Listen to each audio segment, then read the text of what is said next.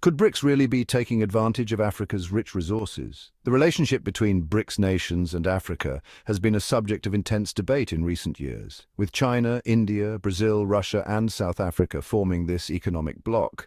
Their collective presence in Africa has sparked questions about their intentions. Are they genuinely interested in promoting economic development and cooperation, or is there a more sinister agenda at play?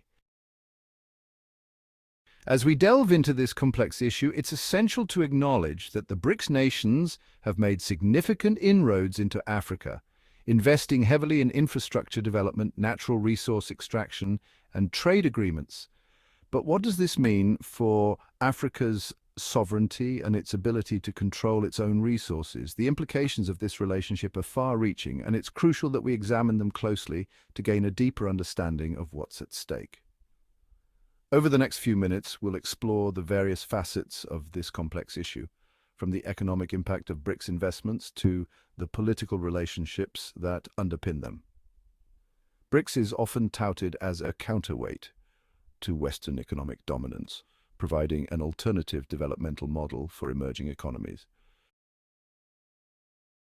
And to understand its interests in Africa, we need to look at the individual member countries and their unique motivations. China, for instance, has been driven by a need to secure resources and markets to fuel its rapid industrialization. India, on the other hand, has sought to establish itself as a leader in regional trade and infrastructure development. Brazil, with its significant agricultural sector, has been eyeing African markets to expand its exports. Russia, meanwhile, has been trying to reassert its influence in global politics, using Africa as a key battleground. And South Africa, as the only African member of BRICS, has been walking a tightrope between embracing its African identity and furthering its economic interests through the bloc. As we'll see later, each of these countries has its own distinct approach to engaging with Africa, but they're united in their pursuit of economic interests on the continent. This raises important questions about the nature of their investments and the ultimate beneficiaries of these projects. In the following sections, we'll break down the complexities of BRICS' engagement with Africa, examining the economic, political, and social implications of their activities. We'll look at the numbers, the projects, and the people involved to get a clearer picture of what's going on. Let's start with the economic impact of BRICS investments in Africa.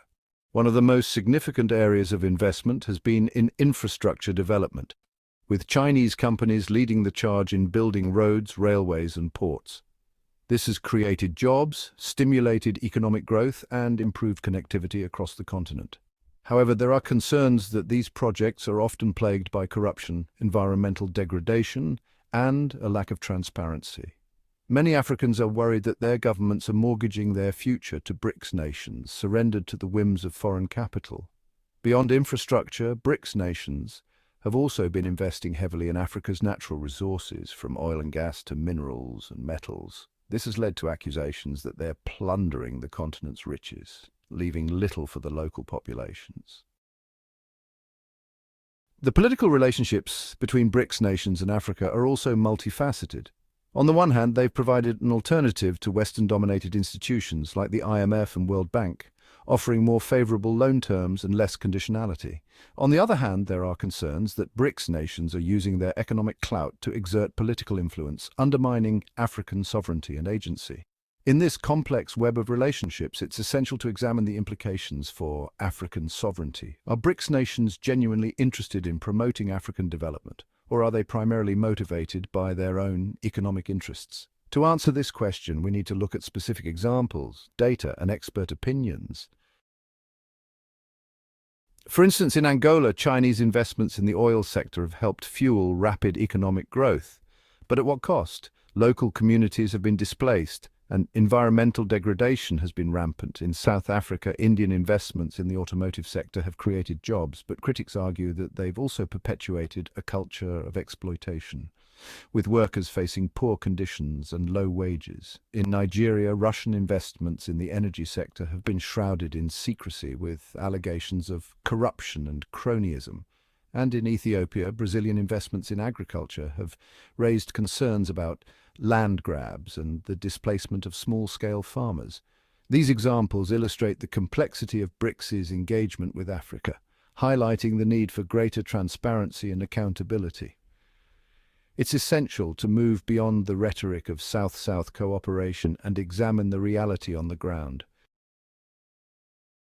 Some may argue that BRICS investments are aiding development rather than perpetuating exploitation. They point to the tangible benefits of infrastructure development, job creation, and economic growth.